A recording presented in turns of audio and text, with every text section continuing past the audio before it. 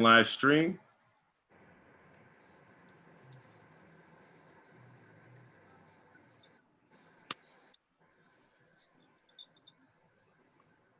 Redirecting to YouTube. And we're in. What is up, everybody? Welcome back to our first episode on Last Call Fantasy Football. Live.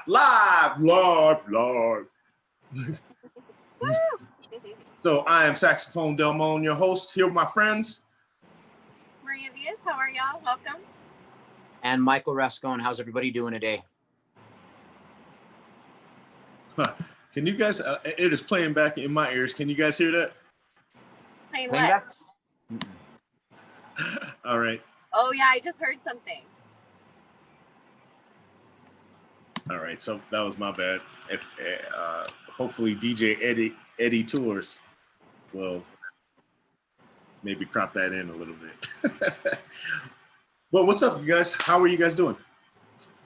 Good, how are you? I am great. I'm excited. I am a little sad, a little mad, and really hyped because my Niners and, well, my fantasy teams are kicking butt. And, well, I'm going to beat you guys this year, and that's just so beautiful to me. Well, I think because we're in so many leagues together, I think each one of us is probably going to beat the others quite frequently, actually. But it's an interesting season so far.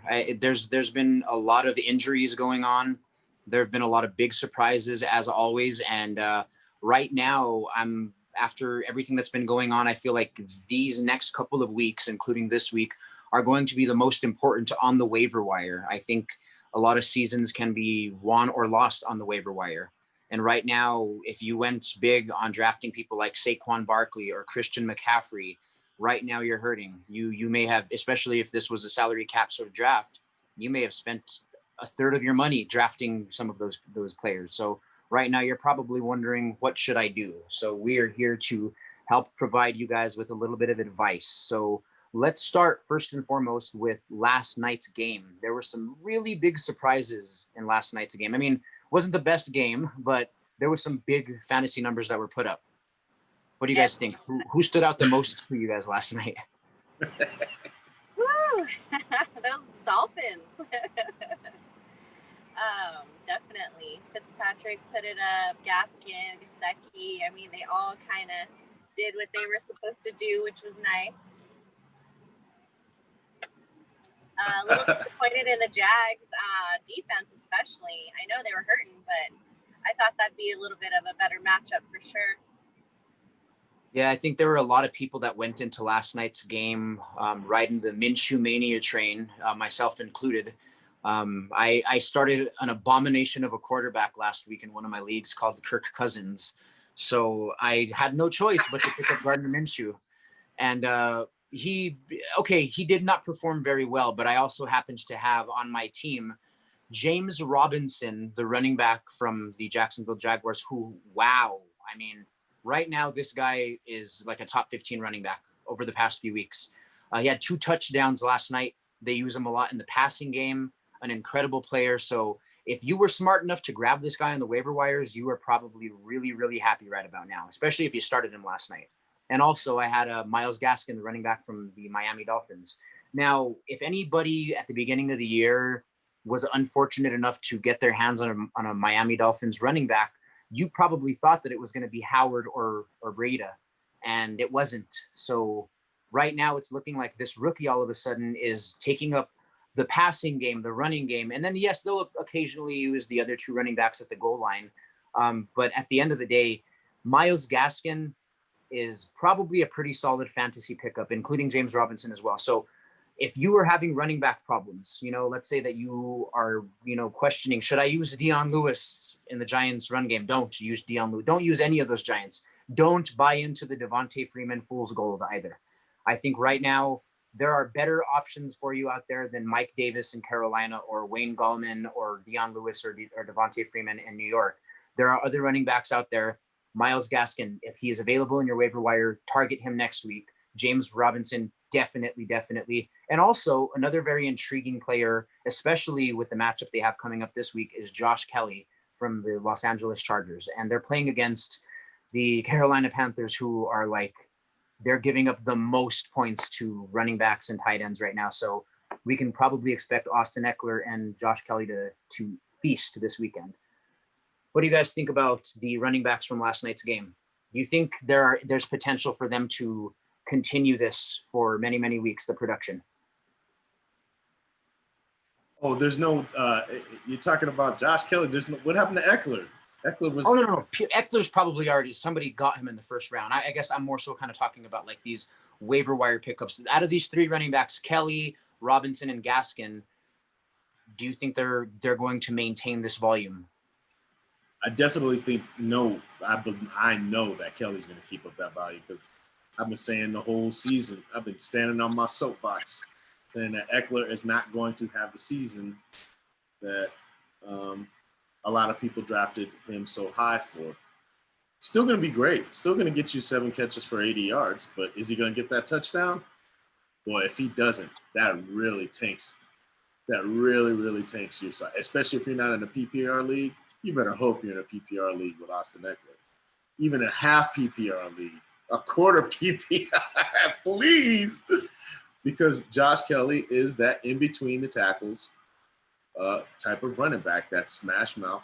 And his coach is an old running back. So you know he's not going to give that kind of respect to a pass catcher running back. It's all about smashing between the tackles.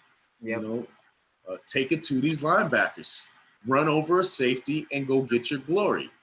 And you know, right now, actually, that's a good point that you make, because if you really take a look at the defenses in the AFC West right now, their run defenses are actually very suspect. It's a lot harder to throw all over the Raiders and the Chiefs and the Broncos, but so far, at least, especially with the injuries we've seen out of Denver and stuff like that, there seems to be a lot of running backs getting a lot of points against the Chiefs and against the Raiders. Like, look at Alvin Kamara last week against the Raiders. Look at the Houston running backs in week 1 against the Chiefs. And even last week, the Chargers as well. So I feel like they're definitely going to be leaning on that actual run game rather than that sort of hybrid player that Austin Eckler is. But of course, like you mentioned, I think paying attention to whether or not it's a PPR league, that's very important when you're picking up some of these running backs, including Robinson and Gaskin, because they really do accumulate a lot of those points in the air. Mm-hmm. And so I like those guys, but the problem with the Jags is what I was saying in the beginning. Minshew's great when they haven't done their homework. Like defensive coordinators haven't even had a chance to teach tackling the whole summer, yet alone get into the defensive scheme of these JV powder puff plays that the Jags are trying to kick in the NFL. Are you kidding me? But I played Madden and I can see the faults in the defense and how you can stop Minshew if you will zone it out. And that's what happened. You know, they have better athletes. I do feel like it's strange when it comes to play calling, because I feel like it can make a team look like trash or make a team look elite. And if you look back to, for example, the first game of the season that the Jaguars had, which was against the Colts are a great team, particularly in that defense. And for the Jags to be able to play as well as they did against a team like that, it says a lot. If you watched the game, that first game compared to last night's game, their play calling last night was bad.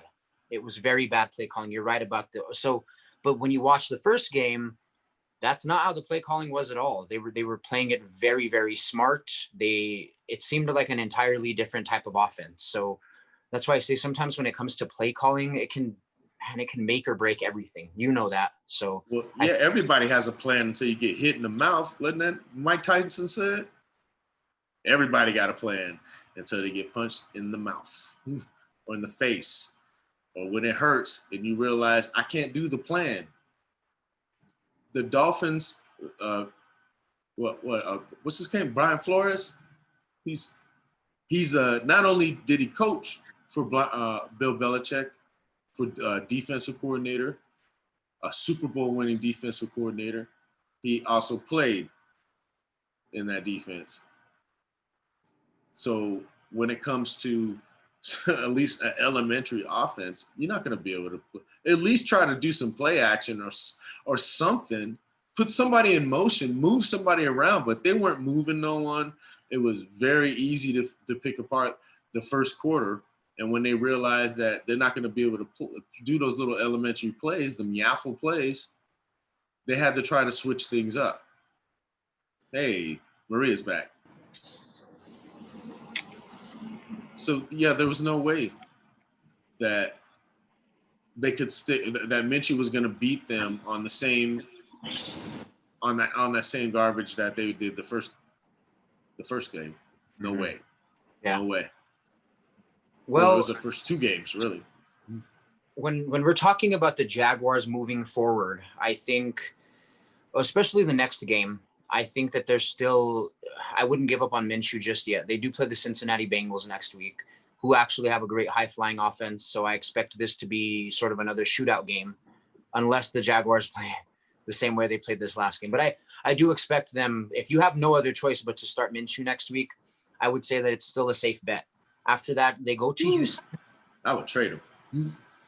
I don't know if he has much like stock right now after this week to trade. I honestly believe that, like, you know, this is what you do. What you do is you play him next week against Cincinnati. I mean, if you can afford to bench him and there's a better quarterback, of course, but you keep him on your roster until Cincinnati and you let him accumulate a lot of stats. A great game. He will have a great game. He will throw for at least a couple of touchdowns and 250 yards or so. That's what I'm predicting. That being said, you trade him after that. The sample size will speak for itself. You know, three really good games and 1 dud. So somebody that's in need or somebody that maybe doesn't necessarily know a lot, they might take that bait. They might bite on that one. So I'd say I say, okay, if you do that, you have to, like, I'm a trade king. I pull off some really crazy ass trades. If you do, when you do trade Gardner Minshew for somebody, you have to put exactly what Rascon said, all in the message. Like, look, Minshew is going against Cincinnati. He's gonna have all of these yards and all of this. It was a fluke. He was they're gonna figure it out. They're gonna watch tape, and you put all of that in the little message and try to get rid of Minshew, because I hate to say I told you so, but it's fool's gold. You can't tell me you told me so after 1 game. You're just like all these other sports critics out there overreacting after a game. No. It's not overreacting after a game, because I said it in the beginning before any games happened that they're going to figure Minshew out. He's a great quarterback. The bottom line is that we need to give him a couple more weeks before we draw like conclusions like that, because right now it's still stacked in his favor. He had a bad game. You're right. But he's been playing extremely well against a pretty good defense in week 1, too, where he got a win. I think give him. DJ Shark is going to change that, hopefully. I hope I'm wrong, because I actually like Minshew. You're right about DJ Shark. I think he needs one more year. Right. He needs a line. He doesn't have an offensive line, and I don't care who you are. Look at Brady. He's even having problems because he just doesn't have a really good offensive line. You need protection. You need time. You need 3-4 seconds. Like we were talking about it earlier. The game is so fast now. You go to a live NFL game, they slow it down so we can see it on TV. But the games are fast. Those guys are fast. It's like set, height, tackle. Like that's the play. The plays happen that fast. 3-4 seconds. 6. If a play goes 6-7 seconds, that's a long play. 6 seconds. You know, you make a really good point about DJ Chark, because I think that actually was the X factor missing last night. And not particularly because he didn't have great games in week 1 and week 2, but having him out there, drawing double coverage, being sort of like a decoy really helped that offense. Now everybody last night, the Dolphins knew exactly who to look for. He's going to target Chenault a ton. He's going to target Cole a lot. And even last night, they were going to Conley a ton because the other guys were so well covered. And this is why Robinson had probably the best performance, because he's coming out of the backfield. You know, he's the only open guy. Open. They left Conley open. It is no secret. If anybody's had Conley since the Kansas City Chiefs days, they know that, man, he just drops everything. Man, he drops everything. He drops some awful. Oh my God, man, there were some there were some passes last night that would have gone down as these incredible. Like, I'll just put it this way: if some of those receivers, especially Conley, didn't drop some of those amazing passes, I think we'd be talking a lot differently right now about Minshew this morning. I really feel like if he, oh man. Oh, it's not Minshew that's the problem. It's his supporting cast. He's got a terrible supporting cast, and they're not putting the X's and O's in places like Belichick. He'd make anybody great because he's putting the X's and O's in places where even a 42-year-old quarterback can still get wins. I won't say he can star in fantasy, but he can still win the game. Mm-hmm. Where if you don't have an offensive coordinator that is skilled enough to know his talent and how to put them in the right positions at the right time with the right people, well, it's a failing. It's a losing game. Yeah. And I don't see the Jaguars being able to use their talent to take them through 16 games. It only took 2 games, and they were already able to figure them out. How much alteration of the season without a training camp and a preseason do you think they're going to be able to come up with? I will say, let's see how it goes now that Chark comes back. Let's see, especially next week. If Chark's ready to go for the Cincinnati game next week, I expect Minshew to have another big game. And then after that, there's going to be some, well, I wouldn't even necessarily know if it's that big of a test at the end of the day. They have Houston and Detroit after that, followed by a bye week. So it's very, very plausible that if they're going to see success, and especially since we're talking fantasy football right now, that Gardner Minshew is probably going to be usable for a few more weeks. And after that, the schedule gets a lot tougher after the bye week, and I would totally try and get rid of him after that. That's why I said trade him. Trade him while you can, and say some really cool stuff in the text message when you send the trade to try to get somebody to save you, because it is going to get worse.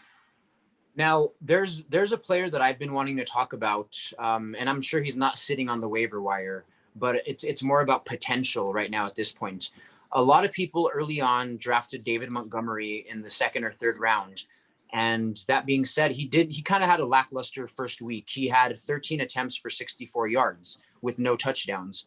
And then week 2, he comes out of nowhere and has a much better performance, even catching passes and stuff like that too. Up next, they have Atlanta. So I guess my question here is, I have a feeling that David Montgomery is going to be a much better running back this year than people expected. Well, actually, let's just put it differently. He's going to be that running back they expected. I think a lot of people wanted to jump ship after week 1, and I think that he's actually going to finish the year as potentially a top 15 running back. What do you guys think? I hope so. I have him on one of my leagues, and I haven't been able to play him yet, so I'm hoping. Well, play him against the Falcons for sure. Yeah, definitely. What do you think, Dale? I would say if they have a bad game, if they lose this game this week, trade for him. Go get him. Because Nick Foles is going to be coming very soon to a theater near you. And once he opens up those deep passes and spreads up the defense a little bit, I think David Montgomery is going to have a fantastic season. Because Foles is going to throw the ball down the field. That's just your biased opinion about Trubisky. Right now, he's been playing pretty well. And I said, if he lose. Now, if they don't lose, then don't go get him. Well, okay. I think there's a scenario. There's a scenario where they lose the game and they still keep running with him. And this is the scenario. It's going to be a high-flying game, and Trubisky's going to do some elite quarterback-like stuff. And he's going to throw for 3 touchdowns and 300 yards. And even if they lose the game, because Matt Ryan and those receivers are going to go out there and put up those numbers again, and they're going to put themselves against the wall again. And even if the Chicago Bears lose, I think if it's a high scoring game and Trubisky does his job well, I think they're still going to keep running with him after that. I think the Bears expect the Falcons to come out hungry and upset. they'd better be upset after what happened last week. So I think that there's kind of like this not like a looming fear, but I know that they know that the Falcons are not going to be a joke or a pushover this week.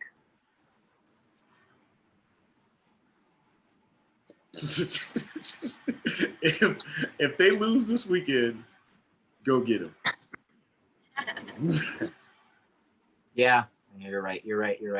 So do you expect Aaron Jones to keep up the production at running back? I do, yes. I don't see what everybody's going to be getting colder out in Green Bay. That running game is going to be super important for Green Bay. Yeah, I think if you look at the schedule right now, they have one tough matchup next week against a really good run defense in the Saints.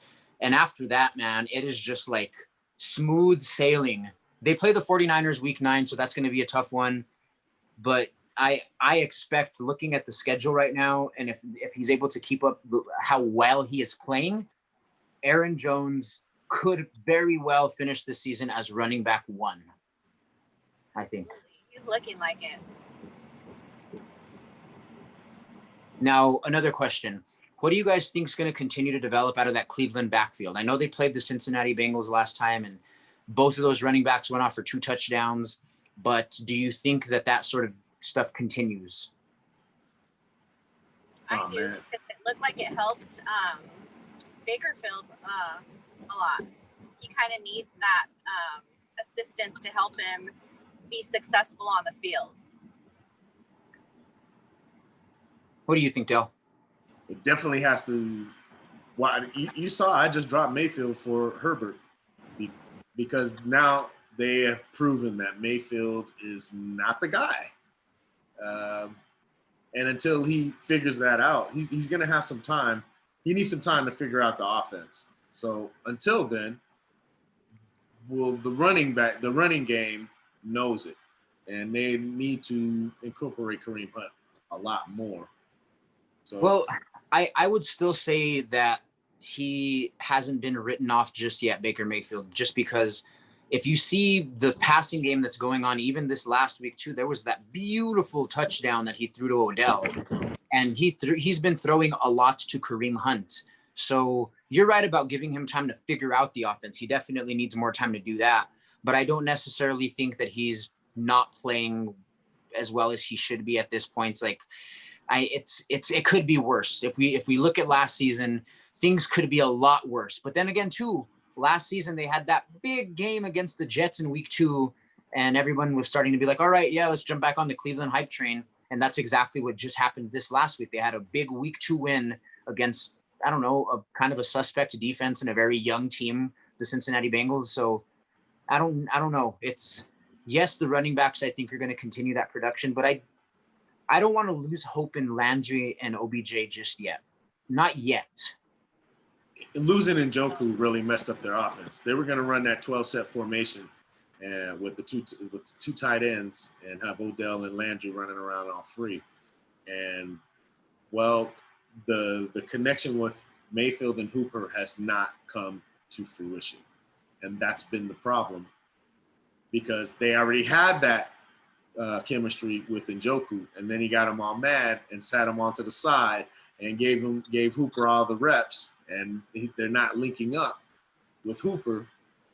So now you got Kareem Hunt over here that's just being the best player on the field like he was his rookie year with Kansas City, and now they got this, oh, what do I do kind of situation. Like, you know what to do. Give Kareem Hunt the ball more. And so now they're going to have to change up their whole offense because they don't have that extra blocker over there, that extra tight end blocker. And the line is not really that good. Mm-hmm. And the fullback, well, everyone knows that they're going to pass when the fullback's out there, so they stay in zone.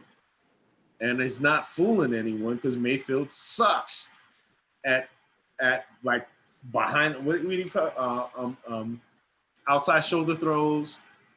And he's not really hitting the long pass consistently. You said he had that one pass with Odell, but what about the passes that he missed with Landry?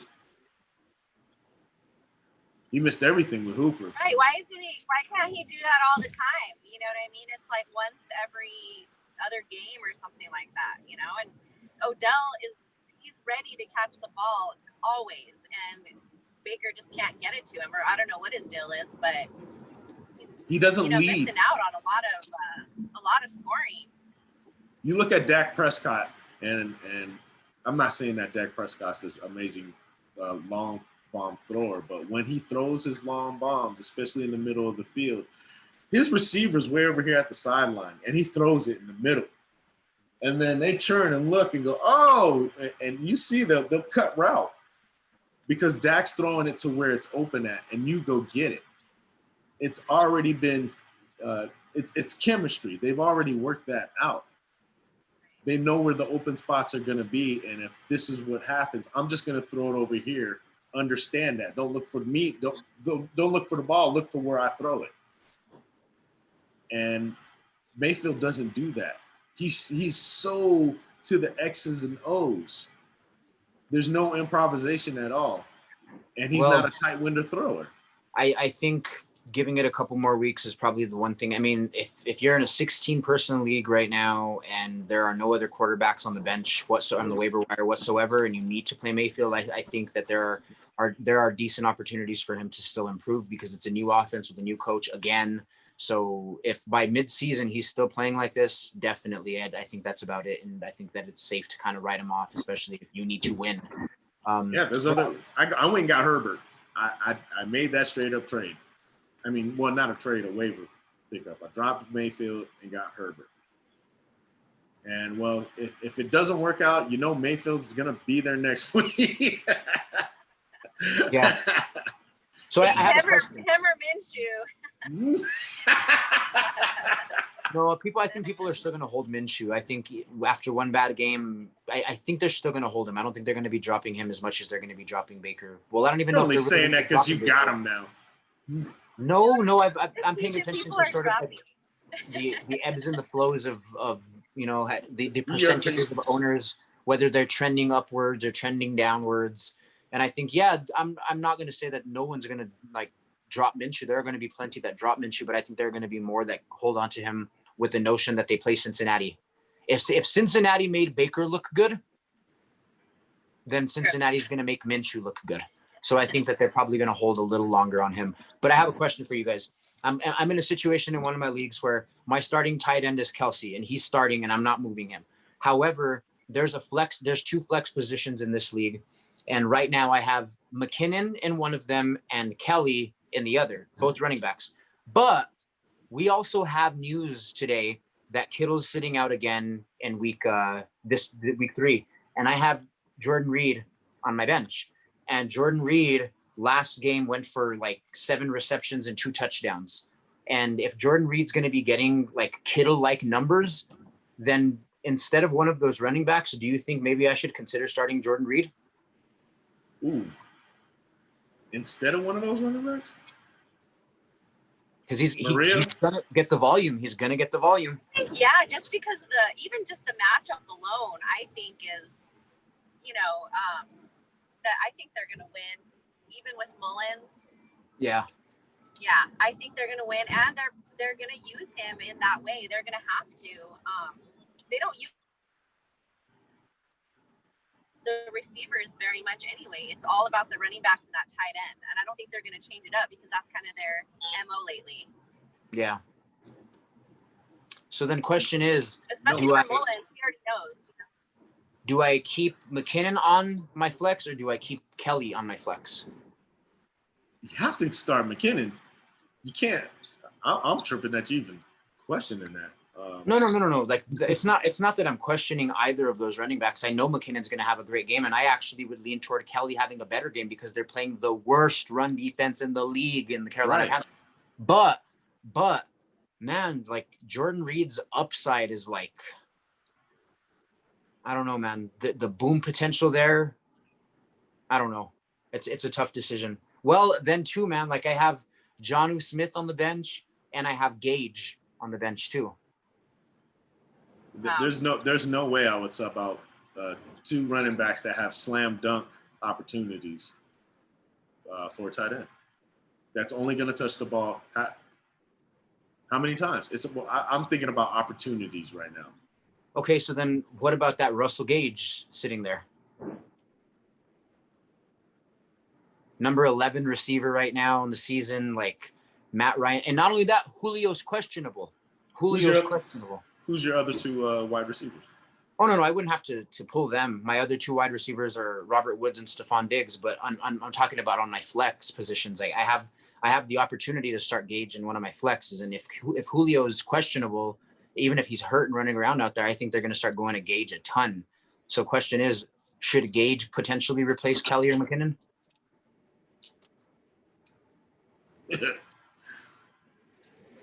No? I say no.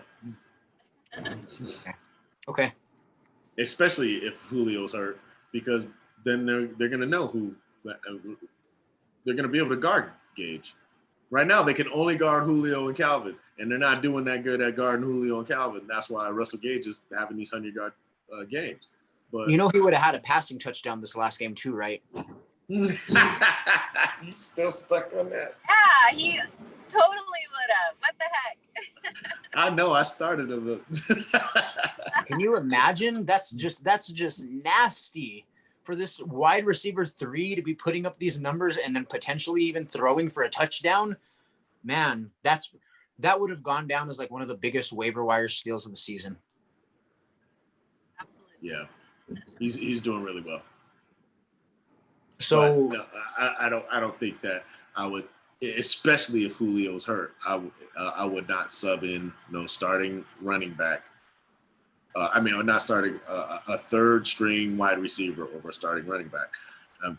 I can't give that advice ever. Mm-hmm. Right. Even especially when they have great opportunities. Now, yeah, I have another topic to discuss when it comes to a number 1 wide receiver out there who I'm a little concerned with, and that's Adam Thielen. He had an uncharacteristically bad game this last week, but so did Kirk Cousins. And that's not uncharacteristic of him, but it was uncharacteristic of Adam Thielen to have that kind of a game. However, what I did notice was that he's still getting those targets. He only had 3 receptions, but he's still getting those targets. How much concern would you guys have right now if you're an Adam Thielen owner? All right, Maria. I don't know. That's a tough one.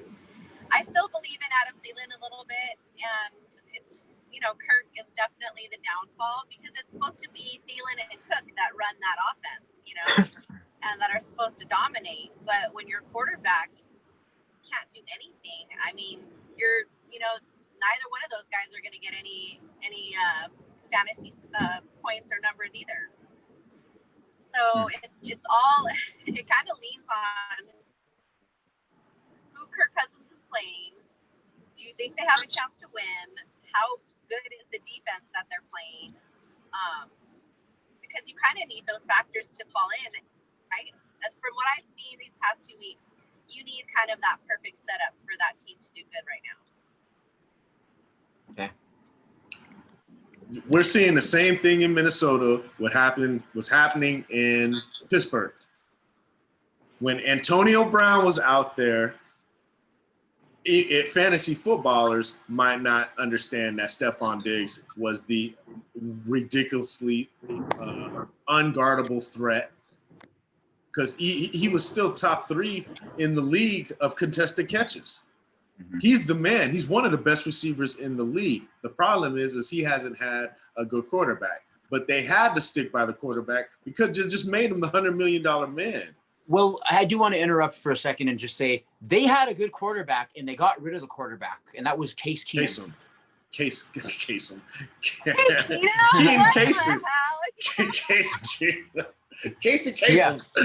Case Keenum, man, like, I feel so bad for Case Keenum producing the Minnesota Miracle the way that he played that season. For them to be sitting on Case Keenum, Teddy Bridgewater, and what was his name, Sam Bradford. Nonetheless, they had 3 quarterbacks, and you know what they said? Screw all those guys. Let's bring in Mr. Kirk Cousins. Terrible. To make him the highest paid quarterback of all time. That's what set off all these other contracts for quarterbacks, because they're like, oh, if you're gonna give Kirk Cousins is gonna get $35 million. Really? You like that? You like that? He's the only one liking it right now. That punk ass. I don't even know if he like likes that, any of that anymore. I don't even know if Kirk Cousins believes in Kirk Cousins anymore. I was laughing at you last week when you dropped Daniel Jones, who was like, I'm gonna go get Kirk Cousins. All right. You started me on that Kirk Cousins train, and like, that was last year, and it was because of the schedule. Hey, he killed it at the end of the year last year. Was I wrong? He had a great game against the Packers in week 1, and they have like a great team. So I thought that was, better than what Daniel Jones was doing. And still, I would argue that like Kirk Cousins is probably still going to be a better pickup down the road than Daniel Jones. But you know what? I'm not going to be upset with Minshew's performance, because it could have been worse. It could have been much worse. I've had the unfortunate, like, especially in your leagues with all these punishments for quarterbacks, I've sat there with Baker Mayfield giving me like negative 24 points before. So for Gardner Minshew to be giving me like 7 points is a blessing. Okay. Don't get mad at me, because I actually run a league where you actually take I'm not penalties. mad. I like it. For interceptions and sacks. There needs to be penalties for interceptions and sacks.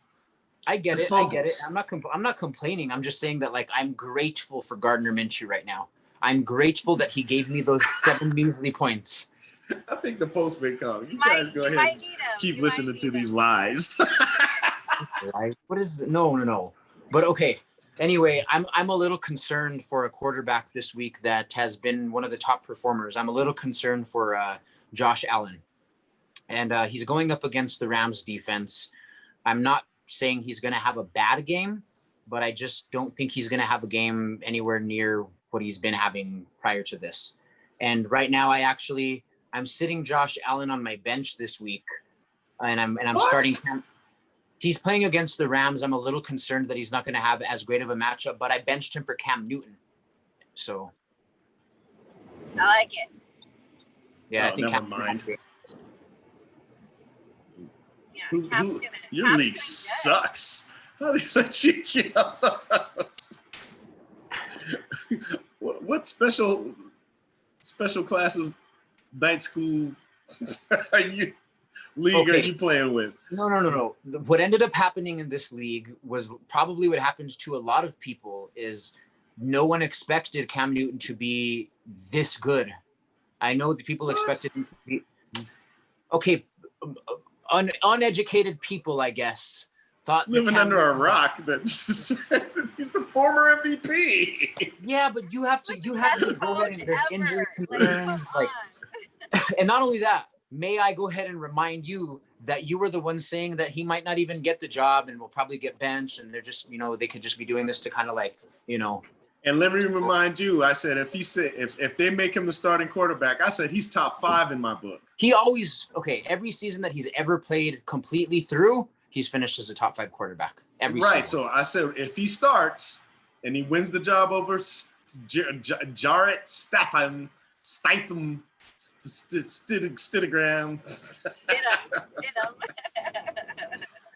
No, if he wins the job, he's top 5 in my book.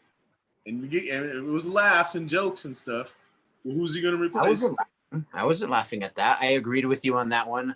I actually thought that the idea was far-fetched that he wouldn't get to the job. Like I just couldn't see him, a player like Cam Newton, he's still young. That's the thing. I could see if this is like Mike Vick coming over to New England or something like that. But this is Cam Newton. Like, I know Bill Belichick's a genius. We all know that. And I never thought ever, this is a dream. This is one of my wildest dreams. Cam Newton and Bill Belichick, really? That's crazy to me. Love it. I love it too. I'm loving that he's getting some respect now. Now bump up his salary. Stop paying him slave wages. What kind of hell? He doesn't he just said it himself, man. He just wants to play right now for the respect.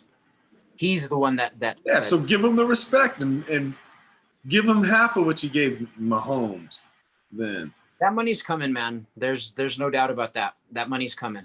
He's gonna get that money unless he implodes. In Bill Belichick's system, he's gonna implode. the former MVP. And I said if. Yeah. He was just MVP like 6 years ago. It wasn't that long ago. That's kind of a long time ago. Well, he's been sitting down. No, he's been resting. complaining, and he's been a depressed mess. Yeah, that does kill the energy. Cam Newton has been holding Cam Newton back these past few years.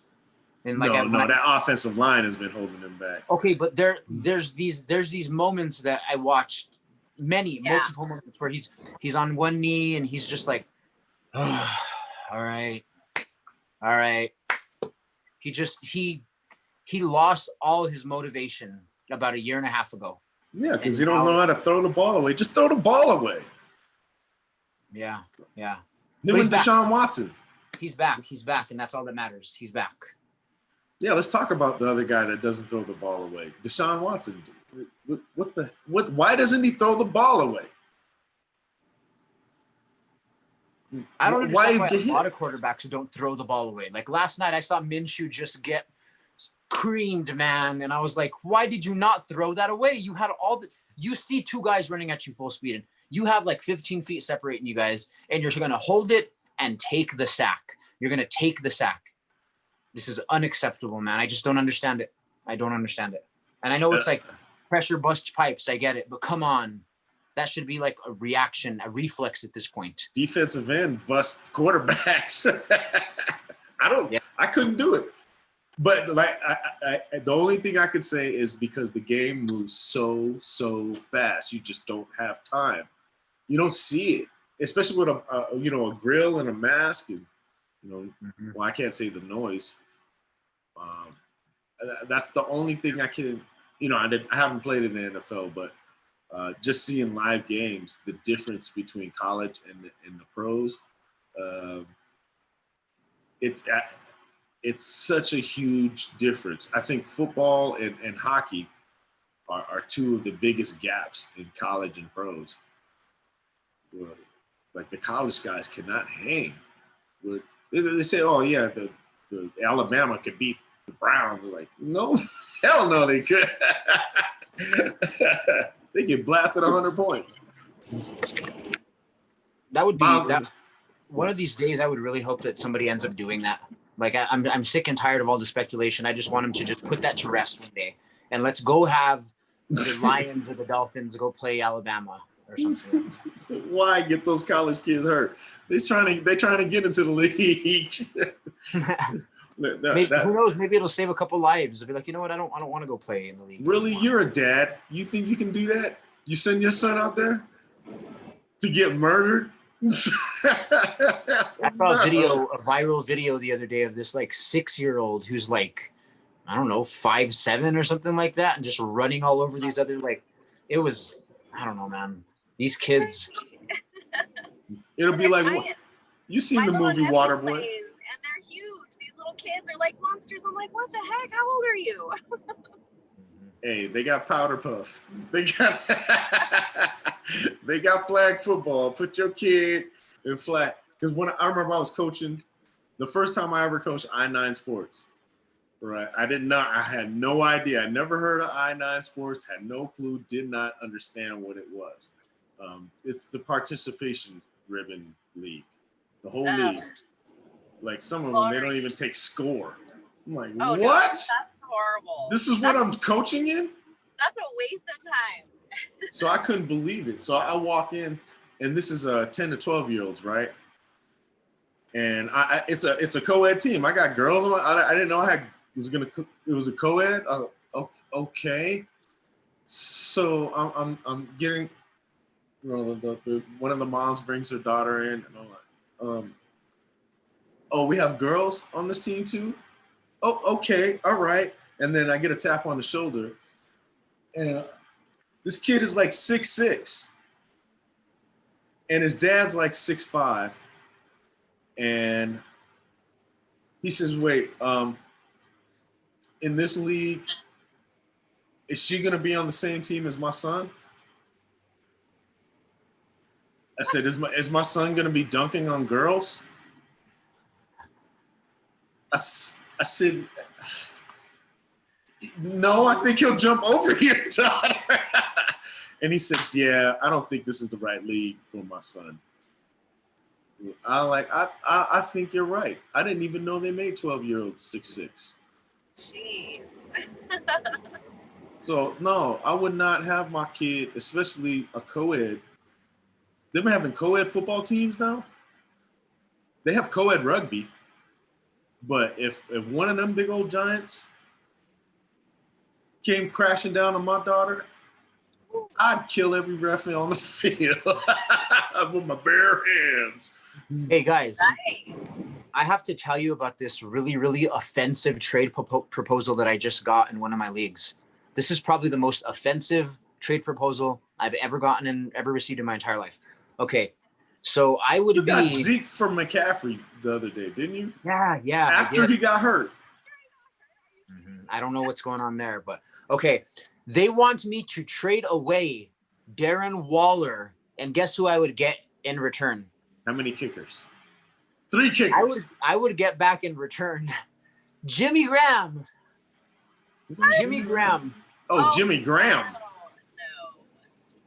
That person is on smoking something.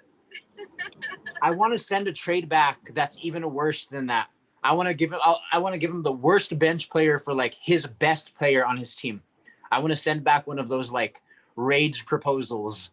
Oh, you want to go ahead and offer me Jimmy Graham for Darren Waller, right? Okay, all right. Let's see. I want to totally do this. Well, you're a So Saints anyway. fan. Huh? You're a Saints fan. I am.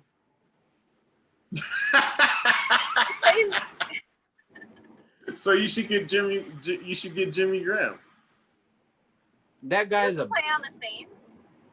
He started with it. He's a butt, His man. heart. He's a His butt. heart's in the Saints.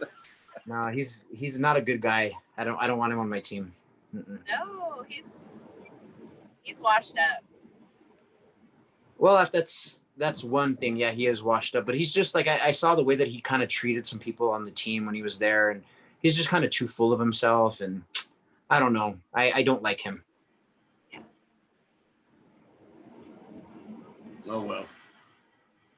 So anyway, what other are there any other studs of the week you want to talk about? Any other players that you think maybe people should target in trades or? Yeah, my brother from another mother, Mr. Jonathan Taylor.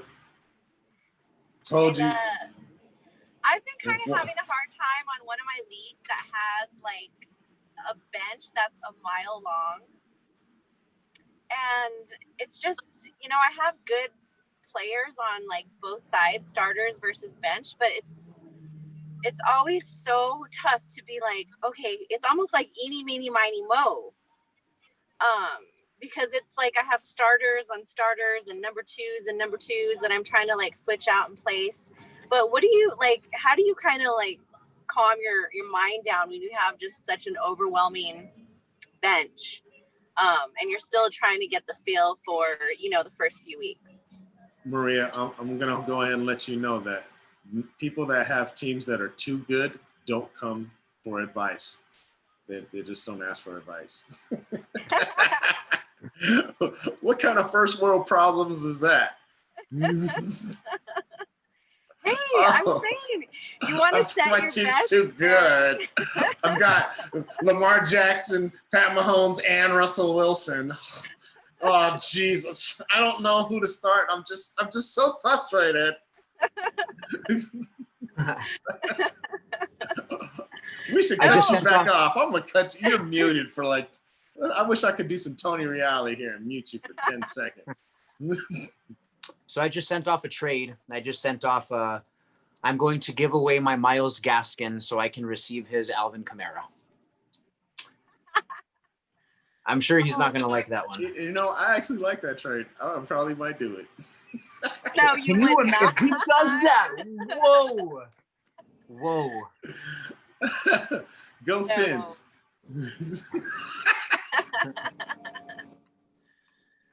Hey man, wait. What the trades you've been getting? Straight up, McCaffrey for Ezekiel Elliott. That was like 3-4 days ago. Well, you know what's strange to me is there's a lot of people that are like trying to sell Zeke. I don't know why, but if anybody out there is trying to trade you for Zeke, then go get Zeke. It's Do that it. stump. It's that belly button tattoo. He got a belly button tattoo. You know, he's got. That means he has a You tramp didn't see stamp. it? I He almost has a messed my tramp stuff stamp up. too. He has a tramp stamp. It's not even a tramp stamp. It's like a tramp poster. It's all across this. It says feed me. It says feed me all across this, all across his gut with a That spoon. is weird. So weird. He's a little eccentric, I would say. He's best friends with Odell Beckham Jr. Yes, you know they hang out. On the boat at night in the dark. Hey, there's In the a player. rain. What do you guys think about the potential right now for N'Keal Harry? Kill Harry. I like N'Keal Harry. I mean, he's a little banged up, but even if you stash him and see what he got, he's got 8 targets both games. Mm-hmm. Yeah. Yeah, I picked him up and stashed him on one of my leagues. I love opportunity, especially with Cam Newton, because he never throws to anyone. It's like he's playing basketball out there. It's Did call you him a see black how hole. much he threw this last game? And like Edelman, he gave Edelman a career high in yards. No, he just threw deep for the first time ever.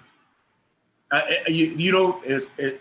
wish I could hear the trash talk between Edelman and Jamal Adams, because Edelman never goes deep. He never goes deep. That's why I never pick him up. And Edelman's always talking trash out there. He's one of the biggest trash talkers in the NFL. And I could just imagine that Jamal Adams said, you ain't never going deep. You're too slow. You can't outrun me. And Edelman just went back to the huddle and told Cam, hey, I know I'm supposed to cut in.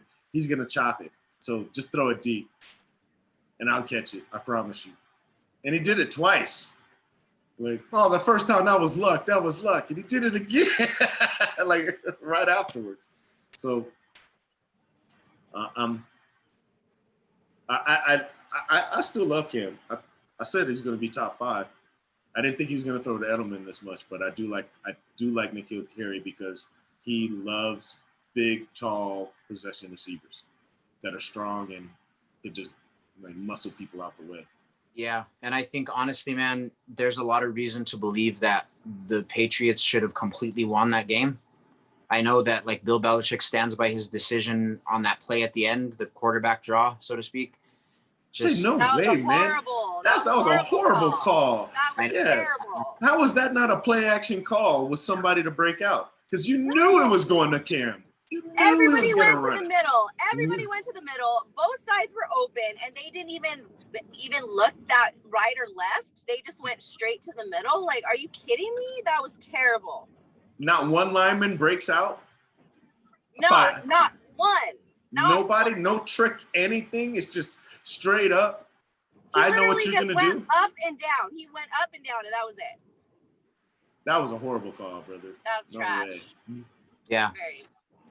So that being said, there's a lot of reason to believe that they look to me as an undefeated team. Like regardless of whether they lost that game, right now the Patriots are terrifyingly good. I thought you were gonna say the Seahawks look terrifyingly good, because to me, I'm worried.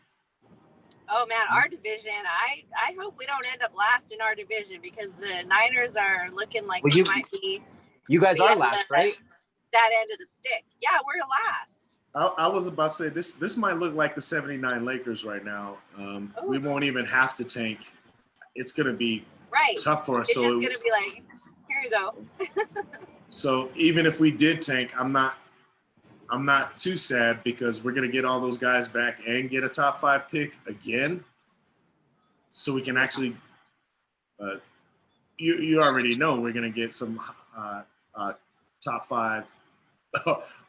What if Trevor Lawrence goes to the Niners? No. Right. Yeah. You guys There's need some good you guys need dudes a coming top out 5 of receiver. You guys need like college. No, we need a lineman. But gotta do if we went top 5, we're not going to get a top 5. We're not going to go top 5 for a receiver. But we would go get Trevor Lawrence to trade off Jimmy Garoppolo for Antonio Brown. you guys are gonna try to trade Garoppolo for what? Because he's not. What are you guys gonna get for him? We could have got Kirk Cousins. That would have been awful. That's the Niners' weak spot ever since, Joe Montana pretty much back in that day, Steve Young days. They have never been able to solidify that quarterback spot. Like in elite. Not for very long. They've maybe for like a year or two at a time, but then after that, it's more fluctuation again. You guys have been never close been with able to hold on to Kaepernick. that. Yeah. Even Smith was okay, but I mean, they just nothing long term. Well, what if you think that they trade off Garoppolo for a pick? Let's get Cam. No, I think about Aaron Rodgers is over there. Yeah, He's that'd be like always wanted to come to Cali. He's having an all-star year, an all-pro year. Why not? Because he's not going to stay. He's got to go. He's got to go somewhere. I got a feeling that they're going to shake things up and move Garoppolo. Aaron Rodgers is going to come to the Bay. That would be amazing. And we use those picks. We use a pick to go get an incredible Jordy Nelson. That's a really good idea, and I think the only way that would happen is to assume that the Packers don't make the playoffs, and that if that were to happen, that would mean that another team would need to win the division, and that being the case, it probably would only be able to be the Lions or the Bears to knock them out of the playoffs. I only see the Bears, not the Lions. No, I don't know, man. Like I still think the Lions have way more of a boom potential than the Bears do, because the Lions have been without Galladay for quite some time now, and to top it off, they haven't quite solidified what the hell's going on with all those great running backs they have. If they're able to get this, and they have a great tight end, they have 2 really good receivers, they have a third receiver who's reliable in the slot enough in Amendola, and then they have like a revolving door of great running backs, an all-time great, and then 2 really young but great catch-passing running backs as well. I think that if the Lions can get their defense together, they'll be great. I think that they have more potential to win the division than the Bears do. But I'm not going to throw a lot of shade on the Bears either, because they've been playing well. They really have. Matt Patricia just got rid of Darius Slade and they're going to hype up that defense? No, I said they need to figure it out. I'm hyping up the offense. Yeah. Well, they need to figure it out for sure, because that team has always been a passing air game team. And until they're willing to balance that out or figure it out, probably both, they're not balanced enough to go far. They need to go get Jim Bob Cooter again. I just want to say Jim Bob Cooter, I understand. Like here, okay. My brother's a Lions fan, so I talked with him a lot about this in the past. Jim Bob Cooter was amazing when they had Megatron there, but then it seems like when Megatron left, all they were doing were freaking screen, like over and over and over. Run. They're gonna run it, screen pass it, 3 and out. Run it, screen pass it, 3 and out. Screen pass, run 3 and out. Jim Bob Cooter toward the end was stinking that place up, man. Stinking it up. So shouldn't they do that now? I like that. That's what I think they need to do. Yeah, sounds good. Run it, screen pass. and then the occasional bomb, because Marvin Jones and Kenny G is always hurt. So yeah, run it, screen pass, injury, out. Yeah, well, I mean, now they have the running back situation where that would work. And the past few years, they definitely didn't. They didn't even have a 100-yard rusher since Barry Sanders until Kerryon Johnson last year or something like that. So now that they have that run game going, that would work better. You're correct. You mean like they have a 100-yard rusher and the Hall of Famer, living legend, Adrian Peterson, and they give him Well, yeah, 7 yeah. rushes. But what I'm saying is that up until they got Kerryon Johnson and Barry Sanders retired, that whole period of time, they didn't have like a 100-yard rusher, I believe. I think it was like, No, if they not didn't. that long, it was like at least 10 years. Like they didn't have a 100-yard rusher for a long time. So they have the run game now, finally. But it's also a travesty to me because I think they're wasting the best years of Matt Stafford's career on running when they should be passing the ball. Yeah, he's actually healthy this time. Like, why aren't they passing the ball? Yeah, that's usually what they do. I mean, they're one of the most heavy passing teams. I don't know why they're changing it up. Maybe they'll make a trade for Matt Patricia for Dan Quinn.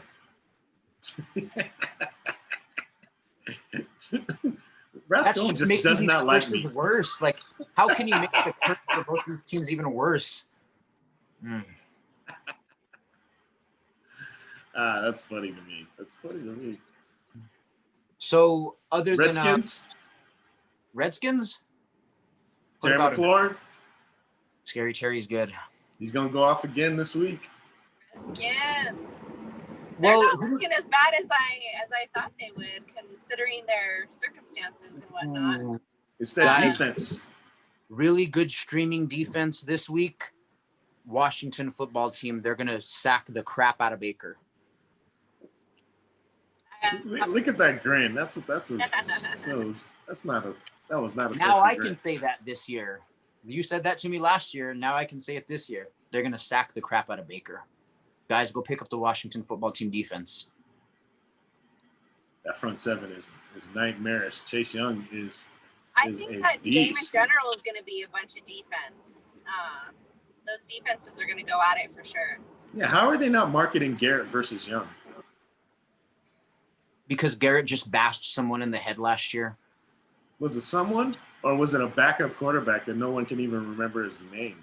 Right? I don't know. Whatever happened to that guy? I mean, I know who it was, but the bottom line is that it was just so like surprising and shocking to see that on TV. They're like, let's not talk about Myles Garrett right now. Like they're going to be reminded of that like skull crushing moment. Him. They don't like Chase Young either because they have not given him no hype, and he's doing. They're not getting any love.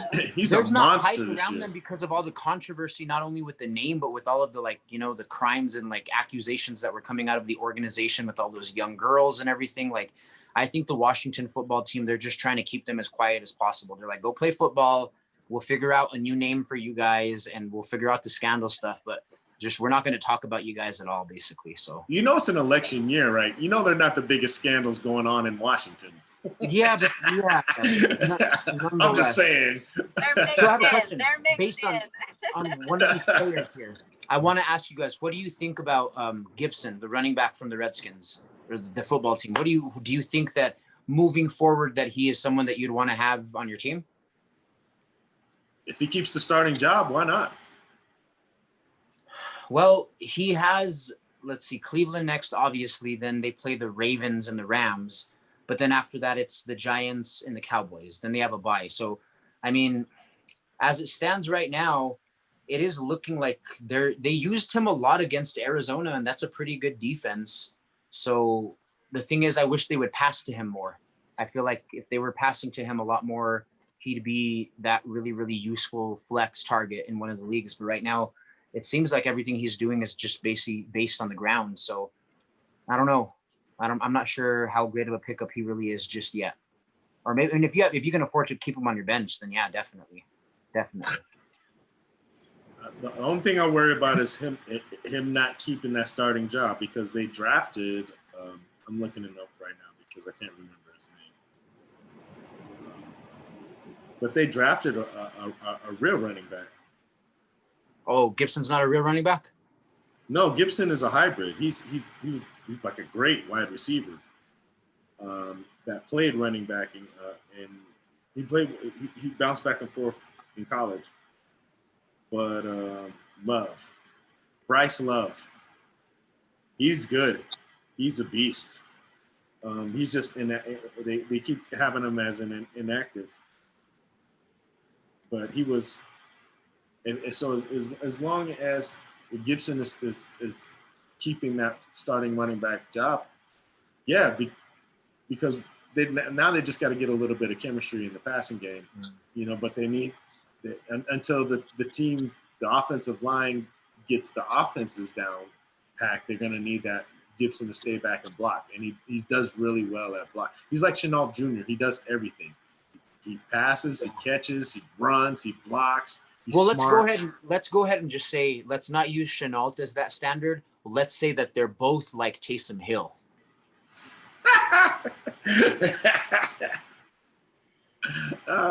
Okay.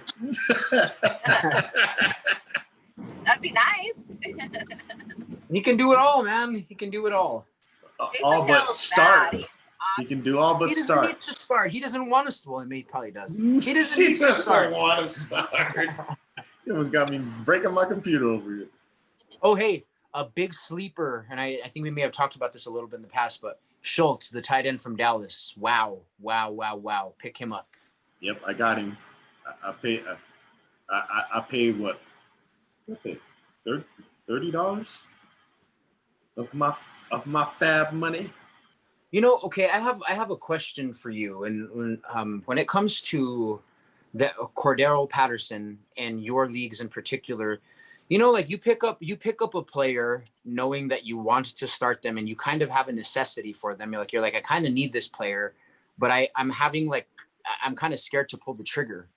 But they play the Falcons though. Like, do you think that it's a smart choice to start him? Because he's going to get the return yards regardless for sure. But he's been like given some decent points. Who are you talking about? Cordero Patterson. Oh, Patterson. Oh, yeah, we were talking about him earlier. Where are you going to plug him in, on a flex? Yeah, I'm going to have to. I mean, instead of it would have to be your flex. I'm just seeing, because it's Atlanta, like everybody's going to eat, right? They're gonna need to pass a lot. And then it just depends how Montgomery is. But Cohen hasn't been too electrifying this year. And it looks like that jump might happen. It looks like Cordero Patterson might actually jump Tariq Cohen in the depth chart, because he's playing pretty well. I mean, the Bears love him. The organization loves him as a player in general. I see that happening.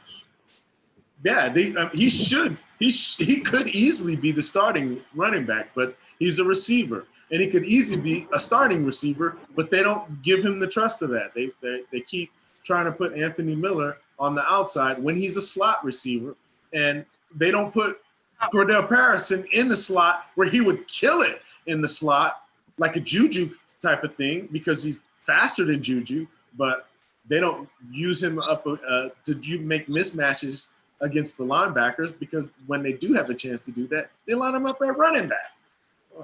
I thought Nagy was supposed to be this genius offensive coordinator, and he blows my mind. Even Taylor Gabriel, he had Taylor Gabriel, who Shanahan showed was an incredible offensive weapon. They didn't even have a position for him. They called him an OW, an offensive weapon. And then he goes to Chicago Bears, and he's an offensive bench. OB. Well, I think if the Bears want to win that division, they're going to need to start using Cordero Patterson a lot. And it's one of those things for me, like this week, when I pulled the trigger on starting Myles Gaskin and James Robinson last night, I felt better about it than I ever have about starting someone who could just end the week as a total scrub. But I think that it seems to me that this is that week where I'm like, okay, I have Cordero Patterson. If there's any week for me to start him, it should be this week, right?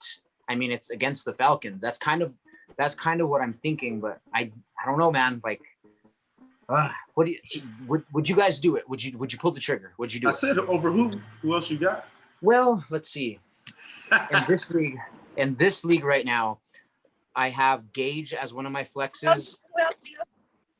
I have Corey Davis, Gage, and Jonnu Smith on my flexes.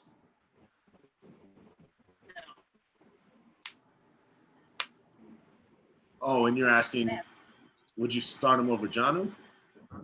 Not over, and over any of them, like Corey Davis or Gage also.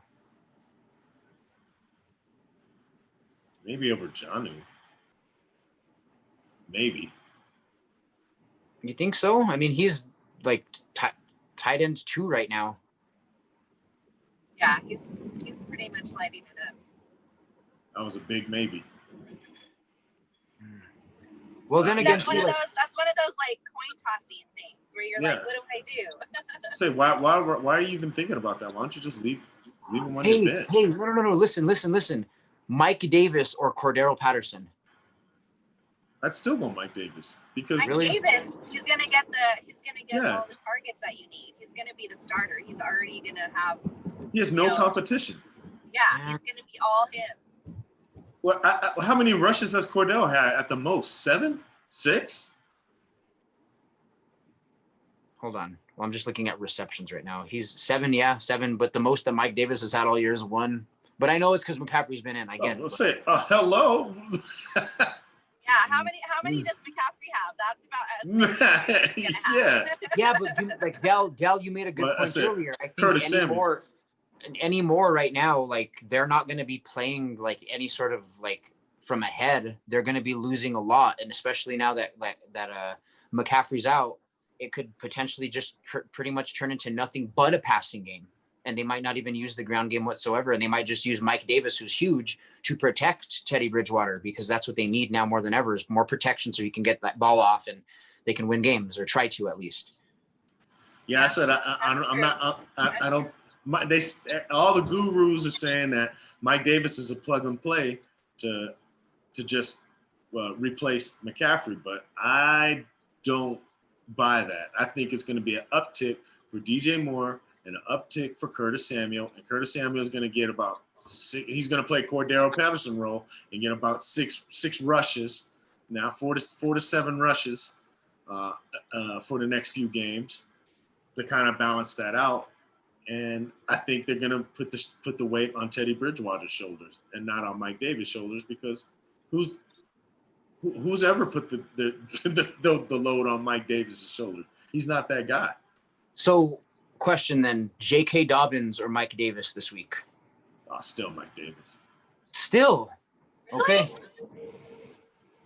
Okay. Yeah, because he at goal line. On goal line opportunity, Mark Ingram's going to get those rushes. Right. But if Davis will get the goal line. Yeah, David's getting everything. He's getting goal line, first down, second down, third down. Like he's a starting running back. I'm scared, man. I'm scared that I'm going to start him and he's going to do nothing. I would be scared that you'd start trying to start Cordero Patterson over any of those guys. In your leagues, though, because of those added, return yards, I think that's the reason I feel very comfortable about it. Is honestly against the Falcons. Are they going to let him return, or are they just let the ball roll past them?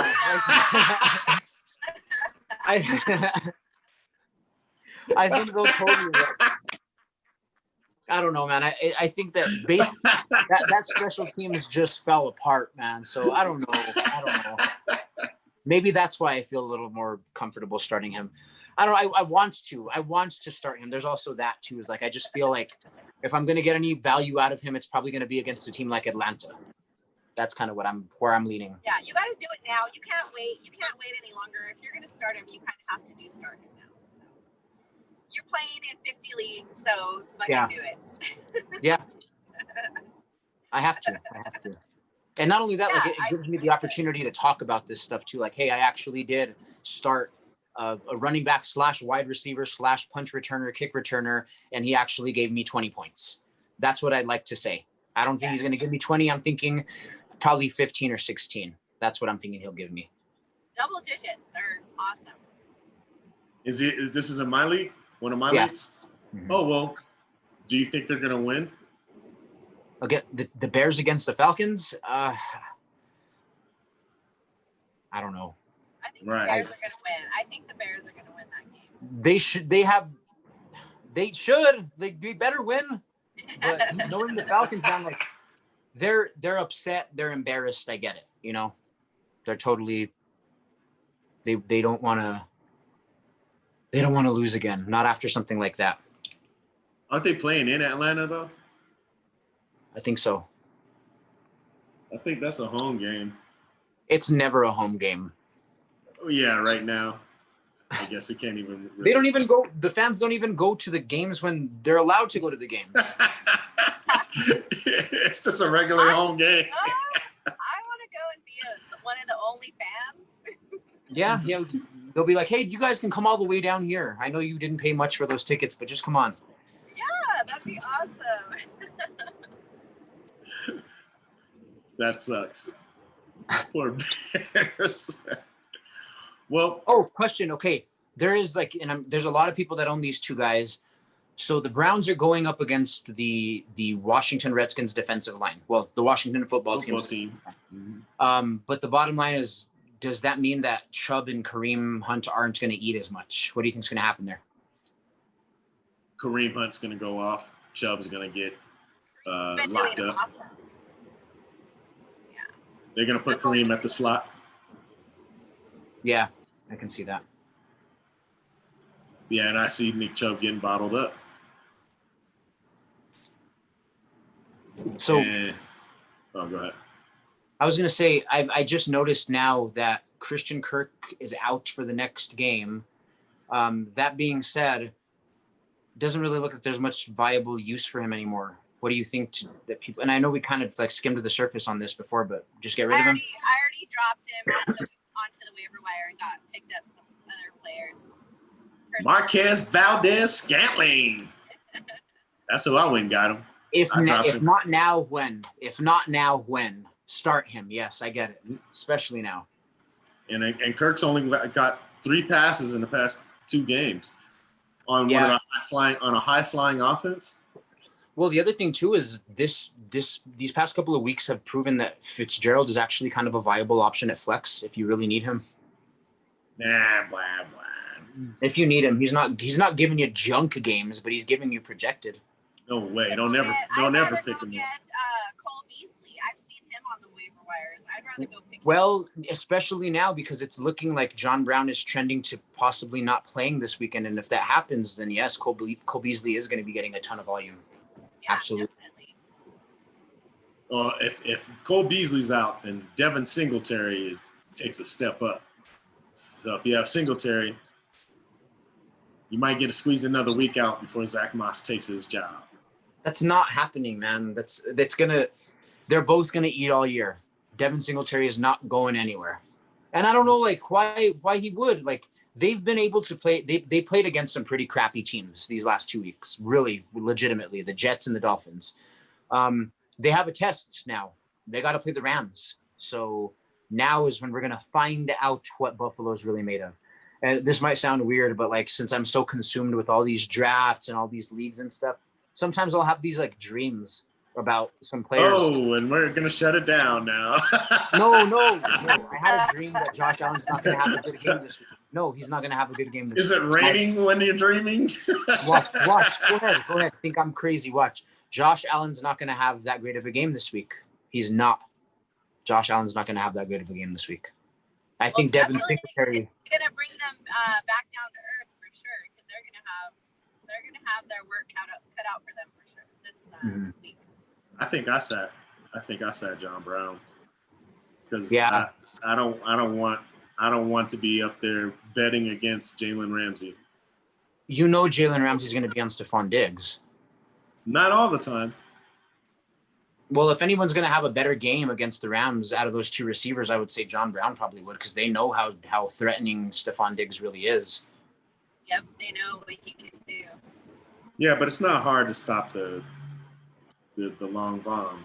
You know, they do pretty well against stopping the long bomb. So what about Cole Beasley then?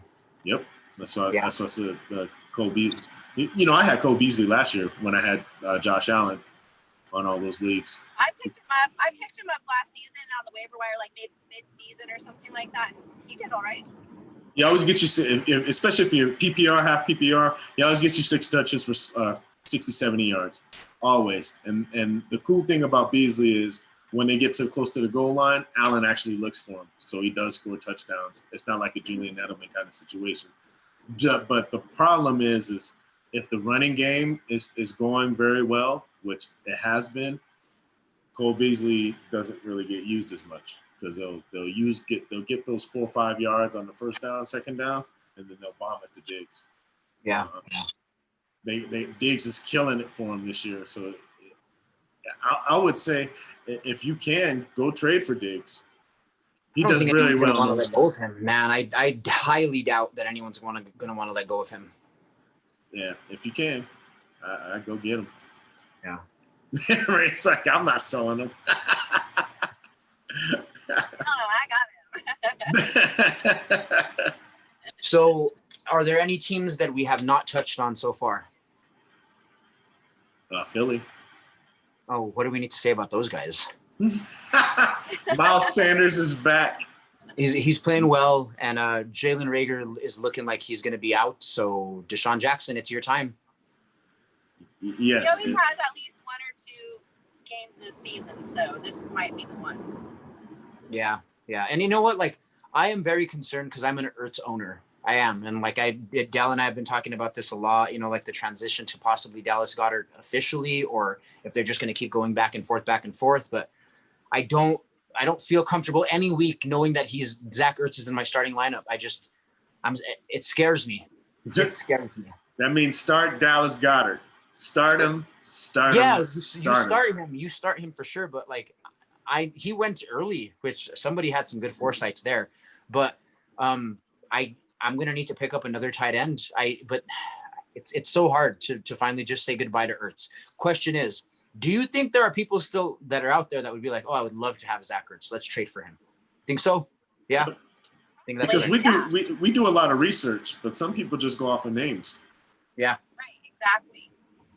And that's a Super Bowl winning name. Yep. So yeah, if you're worried about Ertz, his name alone has value. So. Mm-hmm. Yeah, that's true. So if you can, go get him. And start Tyler Higbee. Oh yeah, of course. I saw a lot of people had him on the bench. Selfish tight end. I did, and man, did I want to kick myself. Why is Higbee on the bench? No. Oh my god. Well, you didn't start Chubb last week too. I was like, oh my god. Yeah, I don't know what I was thinking. I honestly, if I only took my own advice, I probably would be better off. But I don't know what I end up doing. Plus that, I don't know if that was when I was out of town or not. And when I'm out of town, I do terrible on trying to set my lineup. Me too. Like I am the worst. Like I'm at the last minute trying to do, and then I'm like, what do I do? Do I do this? Do I do that? And I'm like stressing myself out. And I finally just say, screw it. This is how it's going to be. On ESPN, they have if you get on the computer or desktop, they do what do you call it? IBM Watson. What is that? They'll like do a optimal lineup for you. Oh yeah. Yeah, they do a comparison. They do a comparison of like up to 3 players, I think, which is pretty awesome. Do you have to have ESPN Plus for that? Maybe you have to have ESPN Plus. It pops up right on once you bring up a player, it should be, it says like IBM or something like that. We'll calculate, we'll compare players for you. Yeah, sometimes that does pretty good. Mm-hmm. Yeah, that does help you kind of make a decision at least. At least for a quick win, and then you can sub out what you don't think. Right. But no one wants to talk about Tom Brady. Usually Tom Brady is like top news. The Bucs are going to keep winning games. You should start all your Bucs. Tom Brady. I'm not worried about Tom Brady. He's going to do his thing. But Godwin's back. Godwin's back. We're going to see the team that we thought we were going to be seeing from the get-go. And I will but they got Leonard Fournette now. So yeah. Jones or Fournette? Yep. They're still both going to eat. They're still both Jones or Fournette? There's not going to be an or. There's not going to be an or on this one. I really do believe it's going to be like 1 week Jones, 1 week Fournette, 1 week Jones, 1 week Fournette. So this week, Jones or Fournette? Who are they playing this week? That's how Tom Brady plays. Who are they playing? Do we know? I don't. Not off the top of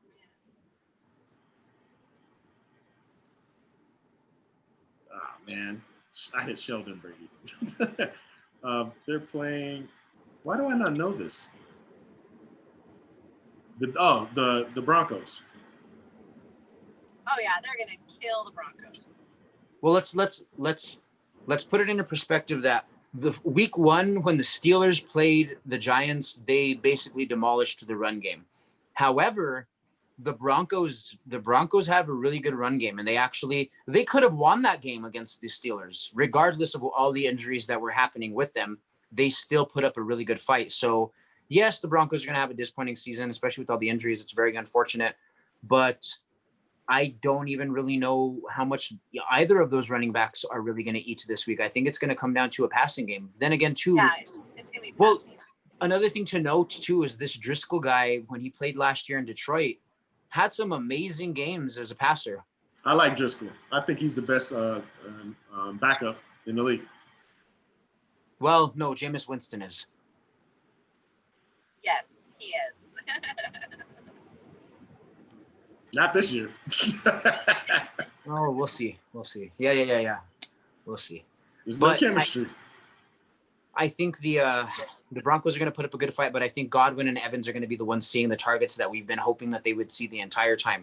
Godwin and Evans both go for 100 yards each. Tom Brady throws for 300 yards and 2 touchdowns. And Leonard Fournette and or Ronald Jones will have something on the ground. They'll have a rushing touchdown. It'll be like a goal line scenario. That's what I'm predicting. Would you stop being a wuss? Jones or Fournette? Last week it was Fournette, so I'll take Jones this week. It wasn't. Fournette broke off on a 60-yard touchdown at the end of the game on junk time. I feel like people are overreacting and saying that Ronald Jones lost the job when he didn't. I think that it's still Ronald Jones's job, and Fournette's he's going to be that, like, I don't know. I really can't like put my finger on it yet, but I still think that Jones is going to end up, I don't know, probably seeing more of the snap percentage. That's what I'm thinking. It'd be like a 60-40 sort of thing. If it's a blowout, if you think it's going to be a blowout, I say Fournette. If you think it's going to be a contention game and Driscoll actually throws on that defense, then I say Fournette. Yeah. That being said, it's an important question to ask, but there are a lot of people out there who invested in Courtland Sutton and they didn't get him. Do you think Jerry Judy has a great game this week? Has to. Not great, maybe better than last week. He's still hurt though, isn't he hurt too? He started the season hurt, and he still looks like he's trying to, get in that rhythm in that offense. I think it's going to take him at least a couple more games, but then he's going to be solid. So I actually think that this guy, KJ Hamler, he was getting open very easily when Sutton went down. Did you say Hamler? KJ Hamler. Okay.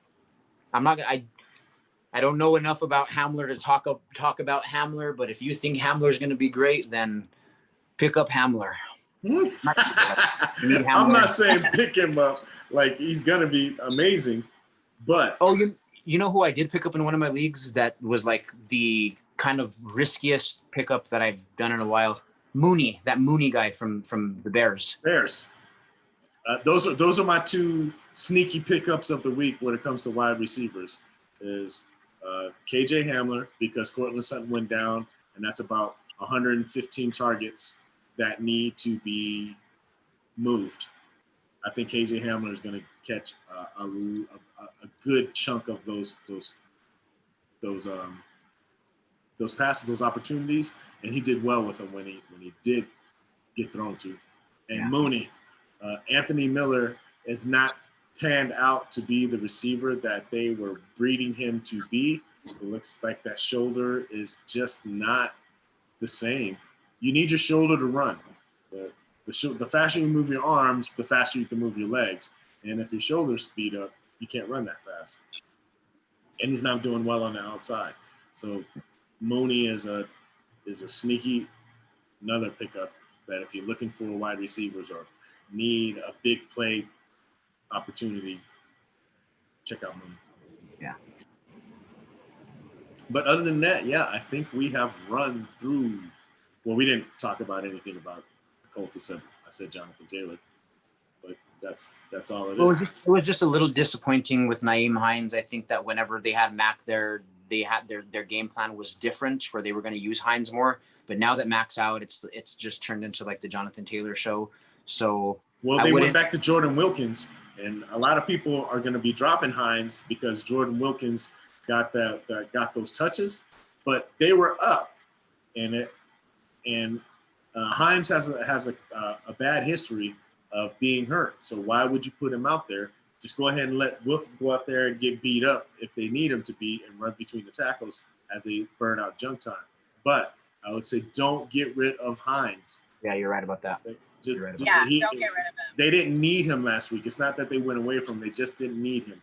So if they passed him that many times in the first game, you can guarantee that he is filling the role of Austin Eckler, and Phillip Rivers is that guy.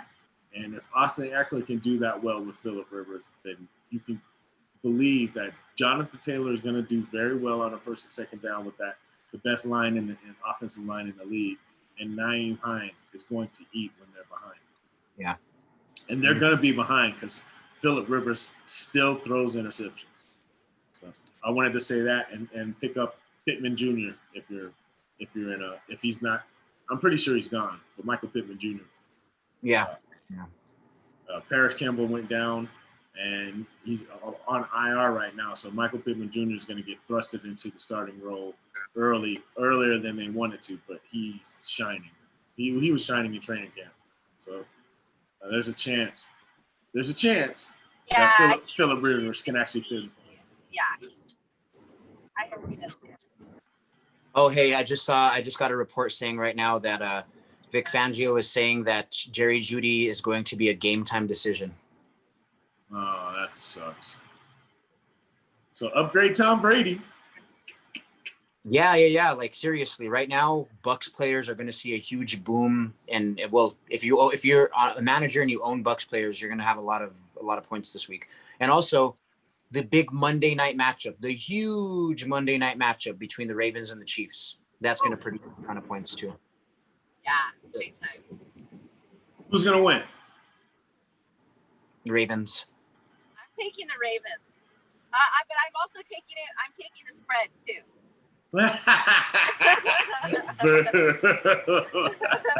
I'm taking the spread. I That's weak. feel like because the game is in Baltimore, because the Chiefs just came off of sort of like a wake-up call kind of game against the Chargers, and because Lamar and the Ravens have a ton to prove from last year still, I have a feeling that the Ravens are going to win this game.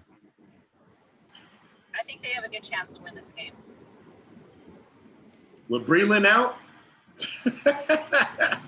No, I think Marquise Brown needs to have a breakout game, and I do believe that this is, legends. This is the opportunity where legends are born, and I think Marquise Brown has a chance to finally show his true speed. I have a feeling that what's going to end up happening is the Ravens are going to come out to a big lead on the ground first, because Kansas City has been kind of suspect when it comes to the running defense this season so far. So I feel like, I don't know, the Ravens go up by 14 points quickly, then the Chiefs answer. So then it has to go to Marquise Brown at that point, or Boykins or Andrews. But let's not count out Andrews. He had a really, really uncharacteristically bad game last week, and I feel like he's going to bounce back big time, and that's probably going to be like the go-to guy against the Chiefs. Yes. I'm a believer in Andrews. I'm definitely a believer in Andrews. Do we need to talk about the Jets? Adam Gase should be fired immediately. I hate to end it on that. But we haven't talked about Sam Darnold and all the injuries that are happening up there, and all of the injuries that are not happening up there with Adam Gase still running the sideline, perfectly healthy. Yeah. If Jamison Crowder's not playing, don't start anybody on that team. You have no chance. Yeah. That's the only player you could start on the Jets is Jamison Crowder. Nobody else, ever. Not even Herndon. Don't do it. unless you're desperate. I was a believer in Herndon. I had to get rid of him very fast. It's not Herndon's fault. It's Gase's fault because that guy can catch balls and he's having him block. For nobody, too. Crazy. Who's he That's blocking terrible. for? It's very sad. So stay totally away from the Jets. That is the insider breaking news. Or if you're not in Del Mone's leagues and you have a desperation start for a running back, at least Gore will give you like maybe 10 points.